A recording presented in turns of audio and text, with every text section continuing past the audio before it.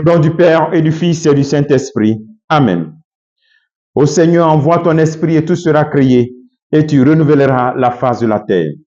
Bien-aimés dans le Christ, nous sommes aujourd'hui, vendredi 20 décembre.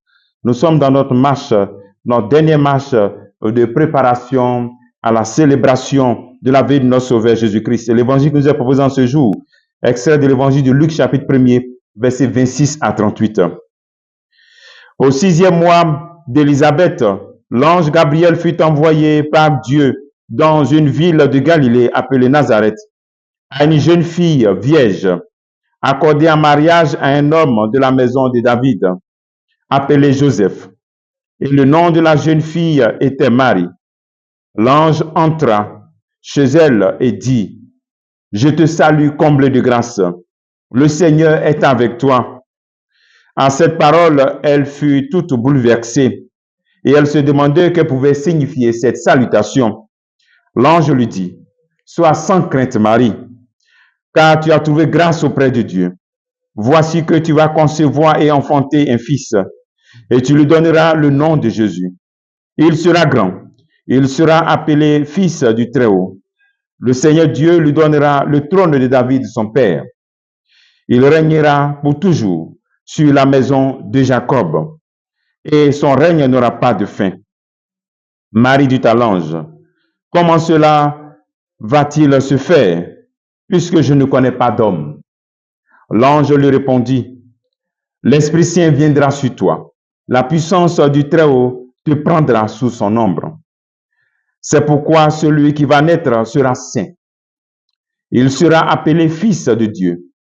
Or, voici que dans sa vieillesse, Élisabeth, ta parente, a conçu elle aussi un fils et en est à son 6e mois, alors qu'on l'appelait la femme stérile, car rien n'est impossible à Dieu.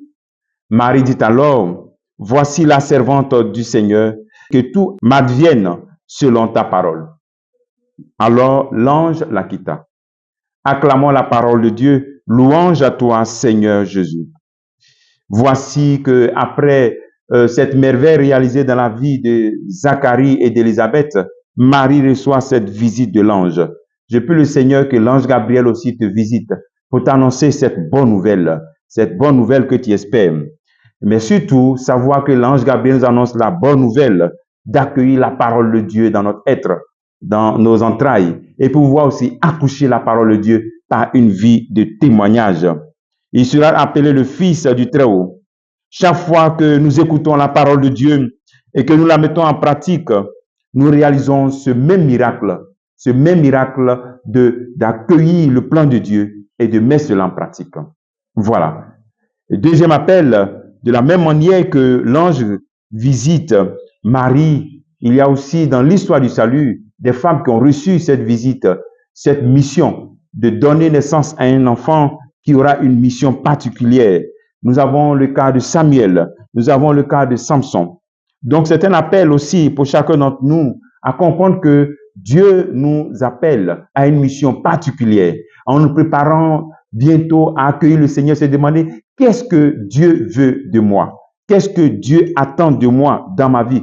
Quelle est ma mission? Et je pense que ta mission n'est pas compliquée à savoir. Si tu relis un peu ton histoire, si tu regardes la situation dans laquelle tu es, dans cette situation, Dieu aussi t'appelle. Toutes les situations que nous avons, tentations, épreuves, difficultés, sont aussi des opportunités pour témoigner de la fidélité de Dieu, pour témoigner de l'amour de Dieu.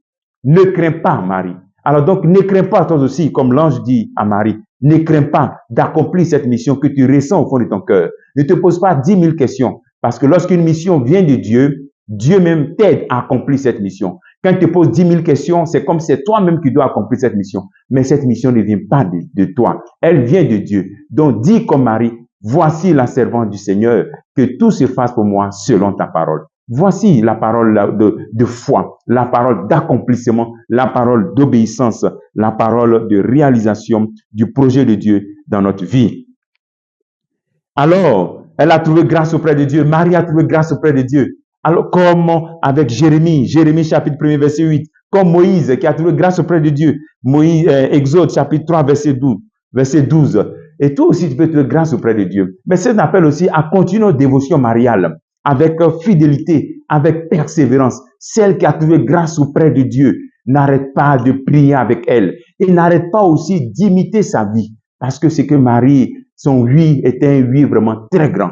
N'arrête pas de prier ton rosaire et d'imiter les valeurs de sa vie, d'obéissance. Elle sent que Dieu lui dit quelque chose, elle le fait. Tu vas à la messe, on dit une parole, le prêtre fait l'homélie, ça te concerne, tu y appliques. Aussitôt, la spiritualité de l'aussitôt, j'entends, j'accomplis. Que le Seigneur nous donne cette grâce au cours de cette journée d'avoir cette attitude de Marie. N'aie pas peur, sois sans crainte.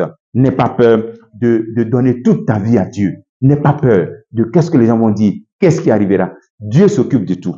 Comme travail tu peux faire en ce jour, tu peux contempler ce qui te fait peur dans ta vie et puis te dire, Seigneur, je n'ai plus de crainte quand je marche avec toi. Je suis avec la Vierge Marie. Que le Seigneur te bénisse au nom du Père et du Fils et du Saint-Esprit. Amen.